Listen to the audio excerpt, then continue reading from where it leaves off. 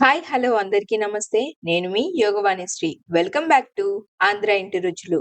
మనలో చాలామంది సొరకాయ తినటానికి అస్సలు ఇష్టపడరు. కానీ హోటల్స్‌లో కానీ, ఎక్కడైనా భోజనాలకి వెళ్ళినప్పుడు మాత్రం చాలా ఇష్టంగా తింటూ ఉంటారు. అదే సొరకాయ పప్పుచారు మనం ఇంట్లో చేస్తే ముక్కలన్నీ తీసి పక్కన పెట్టి, ఓన్లీ ఆ పప్పుచారుతోనే తింటూ ఉంటారు. అలా కాకుండా ఒక్కసారి ఈ ప్రాసెస్‌లో చేశారంటే, సొరకాయ ముక్కల్లో ఒక్క ముక్క కూడా మిగల్చకుండా మొత్తం లాగిచ్చేస్తారు. అదే హోటల్ స్టైల్ సొరకాయ పప్పుచారు ఎలానో చూసేద్దాం రండి. ఈ ప్రాసెస్‌లో గనక సొరకాయ పప్పుచారు చేశారంటే, సొరకాయ ముక్కలు కూడా చాలా చక్కగా జున్ను ముక్కల్లాగా ఉడికి, టేస్ట్ అయితే రెస్టారెంట్ స్టైల్‌లో అయితే అదిరిపోతుంది. మీరు కూడా ట్రై చేసి మీకెలా వచ్చిందో కింద కామెంట్ సెక్షన్‌లో అయితే కామెంట్ చేయండి. అండ్ ఇంకా ఎవరైనా మన ఛానెల్‌ని సబ్స్క్రైబ్ చేసుకోకపోతే సబ్స్క్రైబ్ చేసుకోండి. ముందుగా పావు కప్పు కందిపప్పుని కడిగి ప్రెషర్ కుక్కర్‌లోకి అయితే తీసుకోండి. పప్పు ఉడకడానికి 2 కప్పుల వాటర్‌ని తీసుకోండి. అలాగే చిటికెడంత పసుపు, మీ రుచికి తగినంత ఉప్పునైతే యాడ్ చేసి కుక్కర్‌కి మూత పెట్టుకొని 3 విజిల్స్ వచ్చేంత వరకు కుక్ చేసుకోవాలి. పప్పు ఉడికేలోగా చింతపండుని నానబెట్టుకొని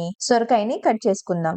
నేనిక్కడ చిన్న నిమ్మకాయ సైజ్ అంత చింతపండునైతే నానబెట్టుకుంటున్నాను. ఈ చింతపండుని పక్కన పెట్టుకొని ఒక ఫ్రెష్ సొరకాయనైతే తీసుకోండి. ఈ సొరకాయ పప్పుచారుకి సగం సొరకాయని మాత్రమే వాడుతున్నాను. దానికి చిక్కు తీసుకొని మీడియం సైజ్ ముక్కలుగా అయితే కట్ చేసుకుంటున్నాను. మరీ చిన్న ముక్కలు కాకుండా కొంచెం ఈ సైజ్ ముక్కలనైతే కట్ చేసుకోండి. అలాగే మీరు తీసుకున్న సొరకాయ ముదురు సొరకాయ అయితే దానికున్న విత్తనాల్ని తీసేసుకోవచ్చు.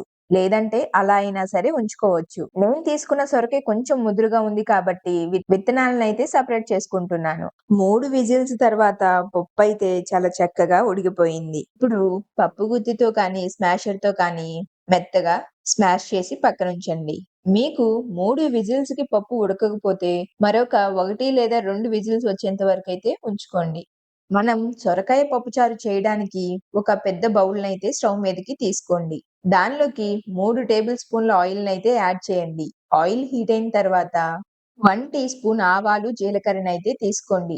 ఆవాలు, జీలకర్ర చిటపటలాడిన తర్వాత నిలువుగా కట్ చేసుకున్న 1 కప్పు ఉల్లిపాయలను కూడా యాడ్ చేయండి.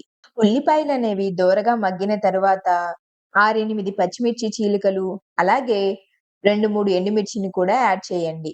కొద్దిగా ఫ్రెష్ అల్లం వెల్లుల్లి పేస్ట్‌ని కూడా తీసుకొని, అల్లం వెల్లుల్లి పేస్ట్ అనేది పచ్చి వాసన పోయేంత వరకు ఫ్రై చేయండి.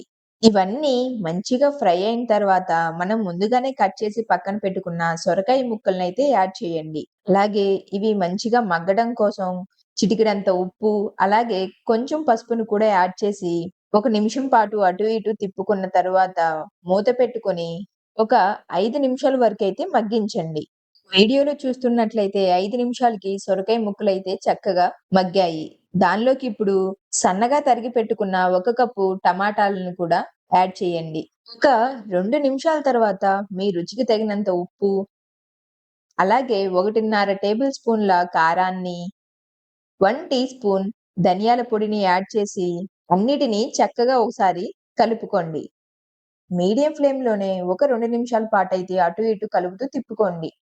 ఇలా మగ్గించడం వల్ల ఉప్పు, కారం, మసాలా అనేవి సొరకాయ ముక్కలకి చక్కగా పడతాయి.